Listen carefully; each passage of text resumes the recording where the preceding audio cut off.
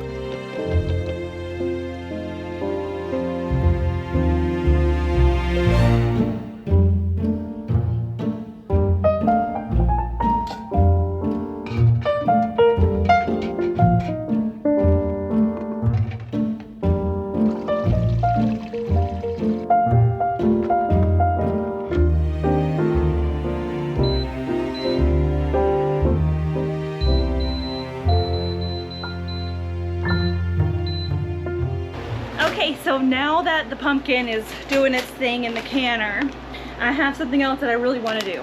These are black elderberries from our elderberry tree. I harvested, I think, about 7 gallons worth this year. Not necessarily because we need them. I still have a lot of elderberry syrup that I made from last year, but I do have my website that's getting back online this coming weekend. Probably by the time that this airs, my website will be live again, which is awesome, and I can open up my shop. So I would like to sell some of these freeze-dried elderberries, so everyone who wants to can partake of a little bit from our farm. I have frozen these heads just whole, and when you do that, the elderberries tend to just fall right off of the stems, and I can line them here on the trays.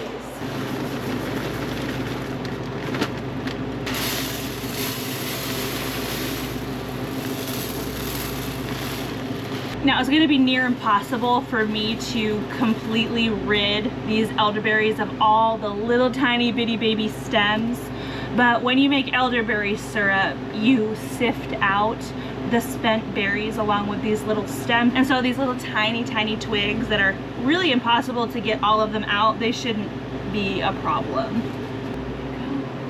One tray.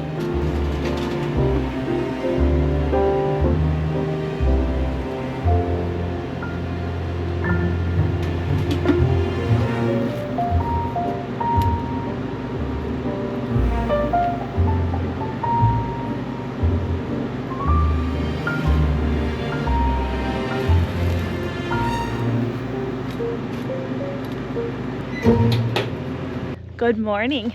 It is Thursday. I actually skipped taking a daily vlog yesterday because it rained. I mean, it poured down rain all day, and I just hibernated inside. I also left the goats out. This is day 3 that they're going to be on this pasture. I really need to be pulling them off of it so that this grass can rebound a little bit. They really haven't done too bad of a job, but I don't want them to take it down too low.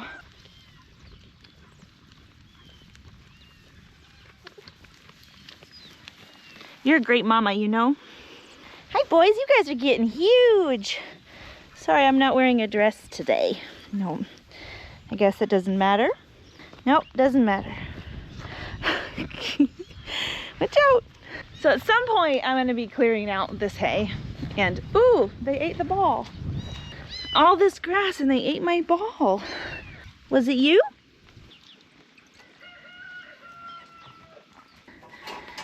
Can we check on your babies? Cute babies. 1 and 2. Yep.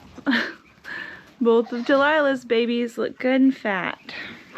Delilah actually had 6 babies, but 4 of them were not living, so she's doing good with the 2.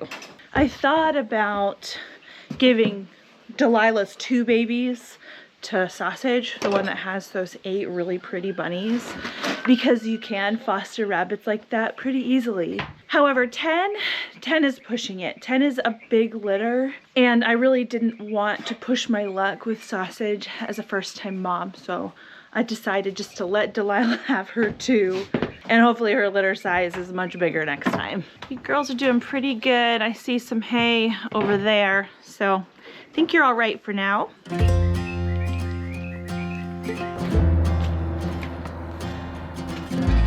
Good morning, boys. Nefarious? Nefarious? I swear. Oh, so we got quite a lot of water. At least 3 inches is my guess.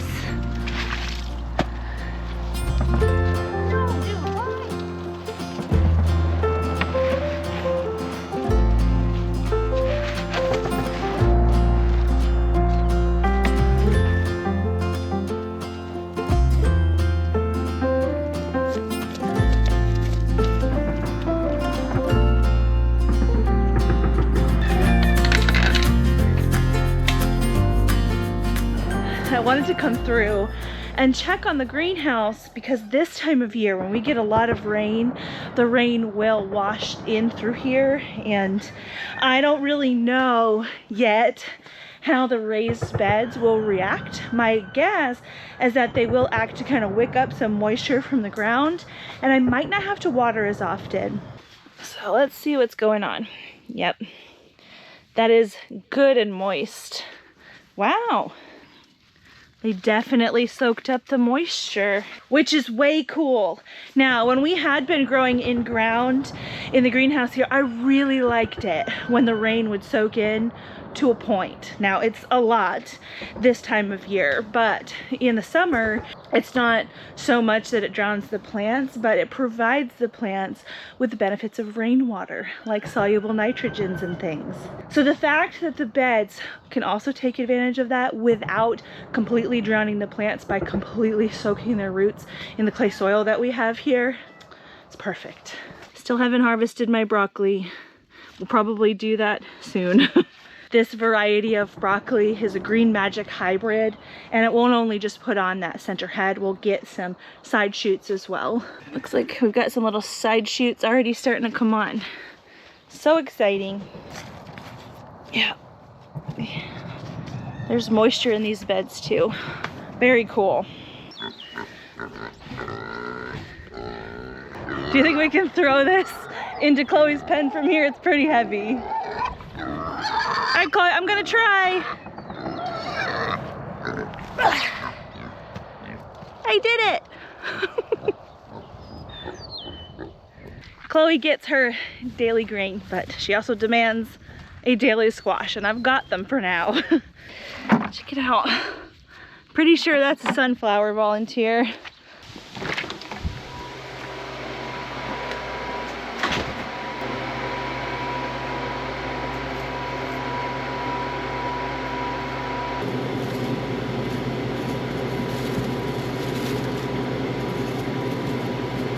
Okay, so the elderberries are done. They were actually done at some point yesterday. It took 27 hours for them to dry, but I came out and put them on an extended dry, not because they weren't dry, but because I didn't really want to deal with them yesterday. So I have these neat little window bags that I'm going to be putting them in. I'm hoping to get a batch's worth of elderberries in the bag, which is 2 cups. Normally when you buy like dried elderberries, like air dried or dried in a dehydrator, the elderberries will have shrunk up, and so your volume, fresh elderberry to dry elderberry, will be a little bit different because the berries are smaller when they're dried. During the freeze drying process, the size of the berry doesn't change, so we're going to be suggesting that people use the same quantity of berry as if they were fresh, because the size of them is the same as fresh. They look exactly the same. It's probably not going to come up super great on camera because of how dark they are, but they're super, super dry. So there are still some little bitty stems in here.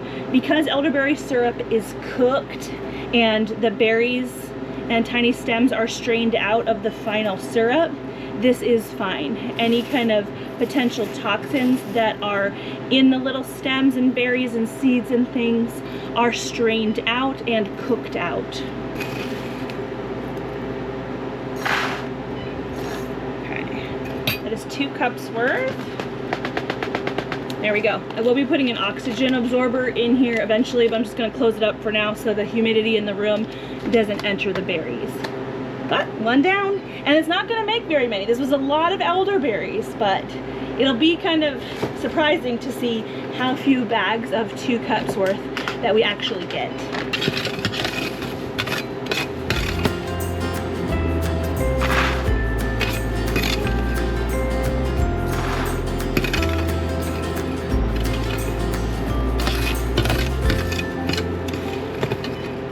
I just went inside to get my small oxygen absorbers, and it turns out the jar that had the oxygen absorbers in it broke inside the drawer, so those oxygen absorbers are no good. These ones are big. They're actually kind of too big for the size of this bag, but as far as I know, too big isn't like a concern. It's just a little bit of waste of money as far as the size of your oxygen absorbers.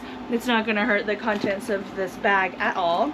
So we're going to use these. I only got 10 bags.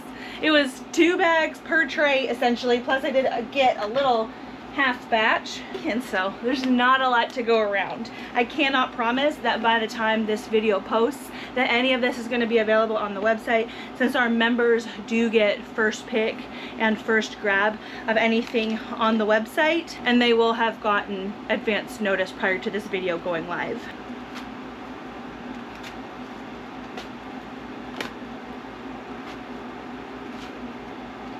So these bags not only have a zipper closure on them, but I'm going to be heat sealing them as well.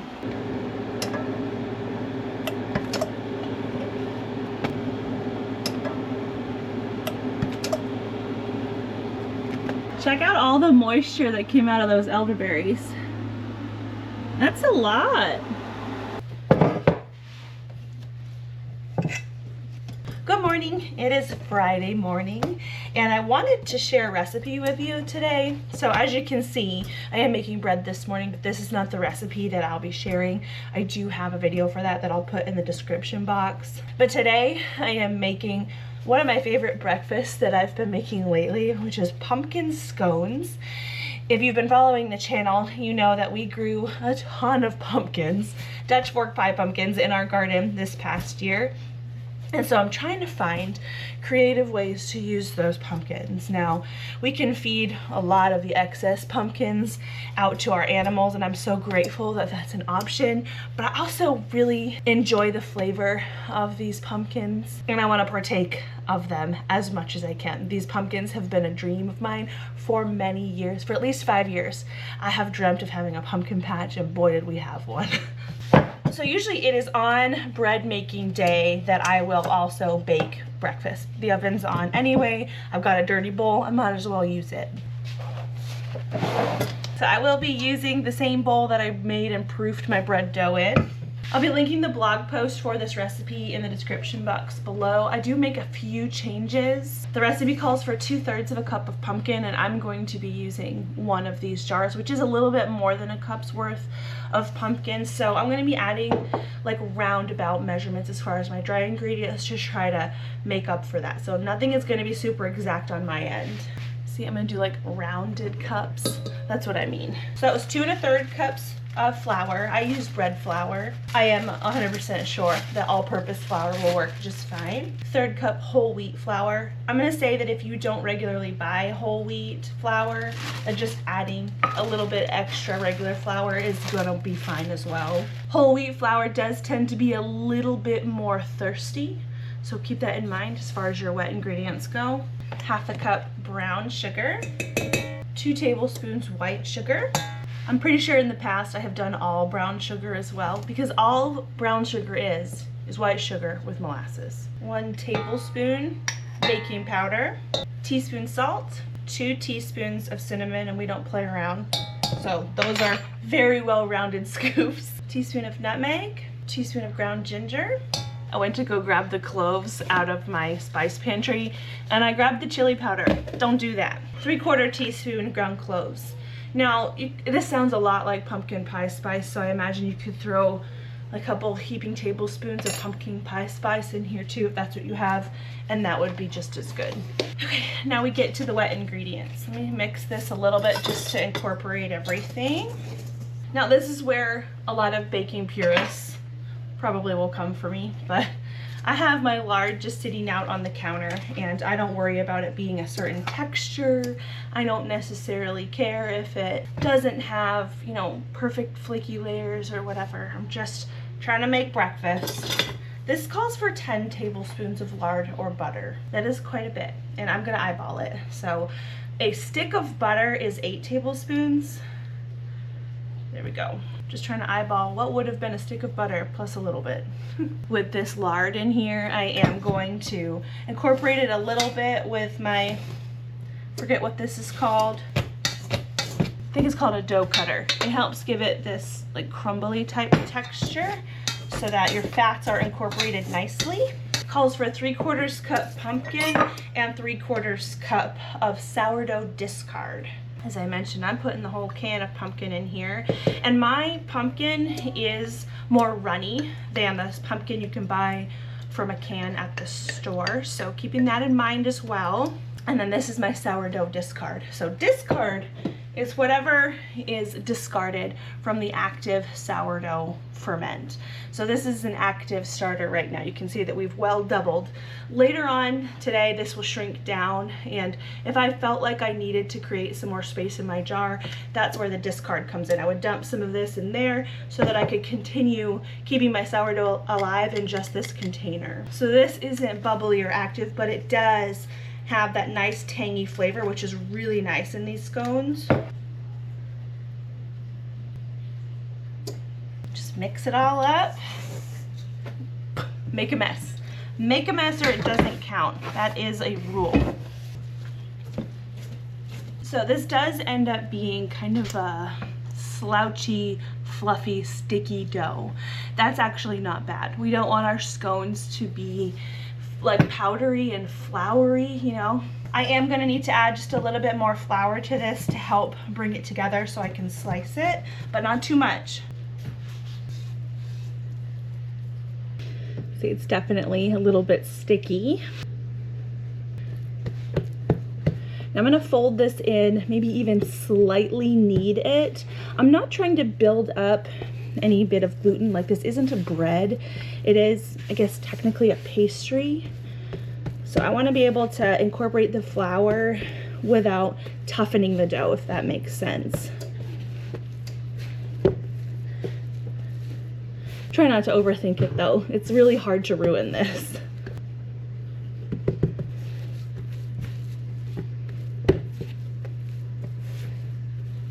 So I'm able to move the dough around without it really sticking to me, and that's good. That's what I want.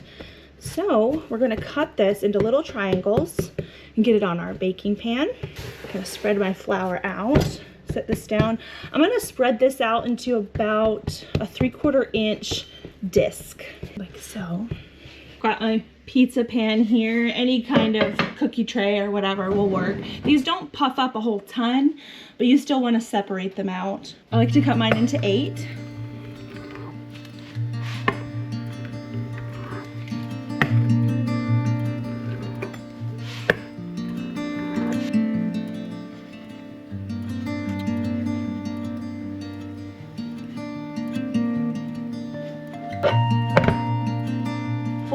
Degrees for 15 minutes. The recipe says 12 to 14 minutes, so depending on your pan and your oven, you're going to want to watch it.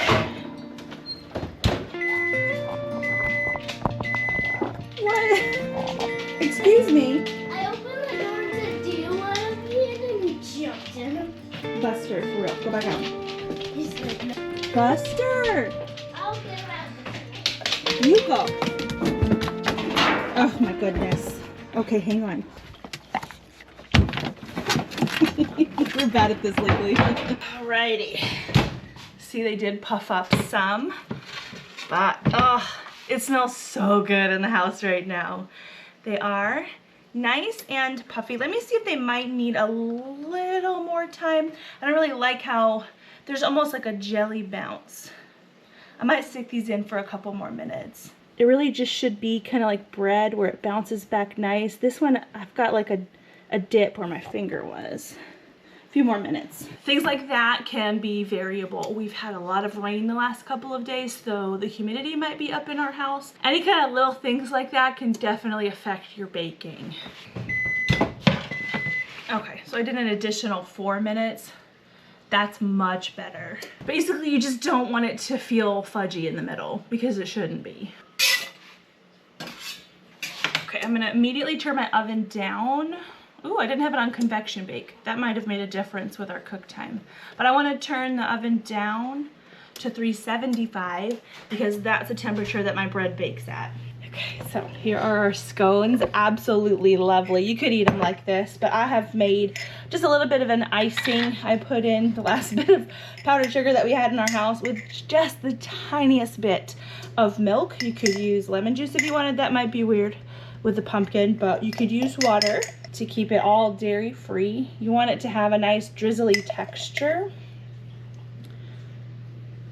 So drizzle that right on. Breakfast is served. Let's give it a taste test, shall we? Show you what the inside is like. See, well cooked, kind of cakey, a little bit crispier on the outside, chewier on the inside.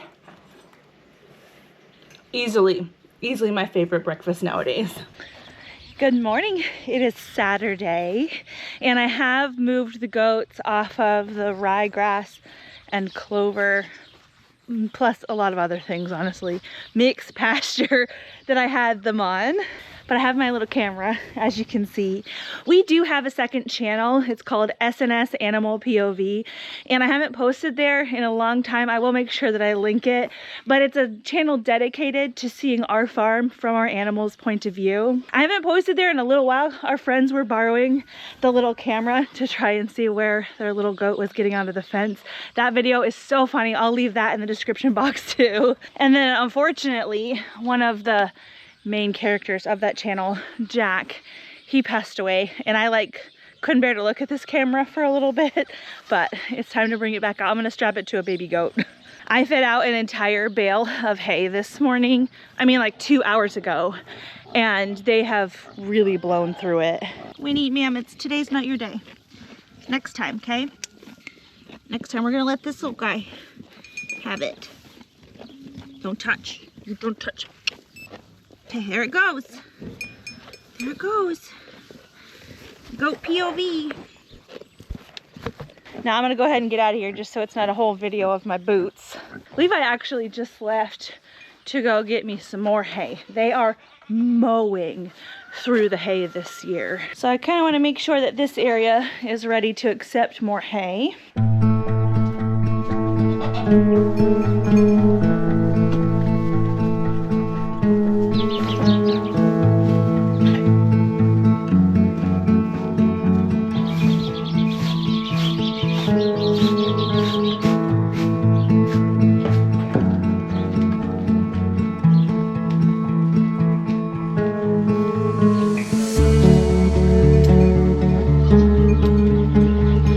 So there's alfalfa in it? Oh, I see it. Yep. Yeah. This stuff here, that's alfalfa. Orchard grass, alfalfa. He managed this for $8 a bale, which I'll take it.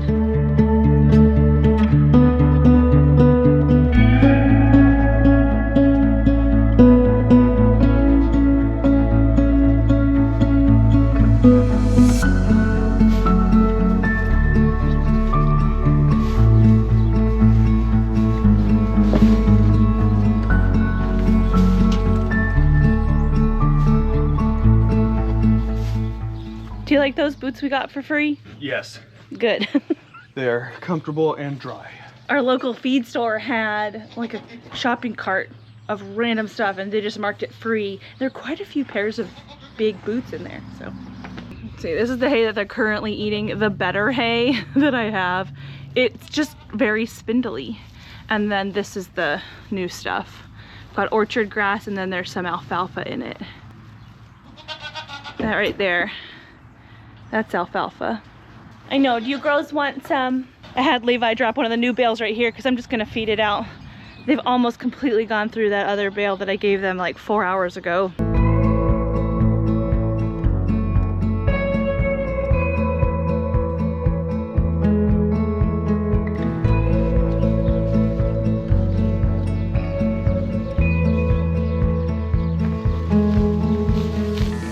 Come here, little boy. So far, we really haven't had a video fail on the other channel. When I've recorded a video, it's always been worth posting. So I'll put an easy clickable image of it right here. Hopefully I'll see you over there, but if not, I'll see you here again soon.